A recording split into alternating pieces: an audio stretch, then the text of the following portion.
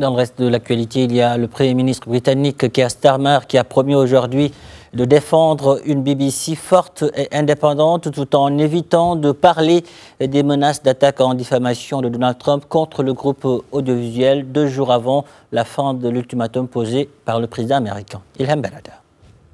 La BBC, institution longtemps chérie des Britanniques, a été bousculée par plusieurs polémiques ces dernières années. Il lui est reproché d'avoir monté des phrases prononcées à différents moments d'un discours datant du 6 janvier 2021, jour de l'assaut contre le Capitole à Washington. L'ultimatum de Donald Trump à la BBC expire vendredi. Le président américain exige des excuses publiques et le retrait du documentaire. Monsieur le Président, une grande institution britannique est attaquée par un gouvernement étranger.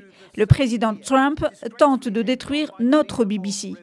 Alors, le Premier ministre dira-t-il au président Trump d'abandonner sa demande de règlement d'1 milliard de dollars à la BBC? Interpellé au Parlement, Keir Starmer a refusé de demander à Trump de renoncer à son attaque en diffamation. Il a également insisté sur le rôle irremplaçable d'un service public d'information impartial à l'ère de la désinformation. Il a également exhorté la BBC à mettre de l'ordre dans ses affaires et à corriger rapidement ses erreurs. À une époque de désinformation, l'argument en faveur d'un service de nouvelles britannique impartial est plus fort que jamais.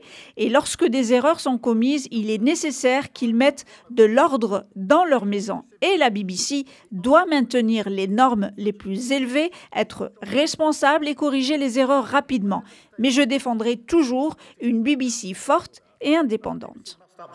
Entre pression internationale, crise de confiance interne et défiance politique croissante, la BBC, symbole historique de l'information britannique, se retrouve aujourd'hui à la croisée des chemins, celui de la crédibilité même de l'information publique, dans un monde où la vérité est devenue une arme de pouvoir.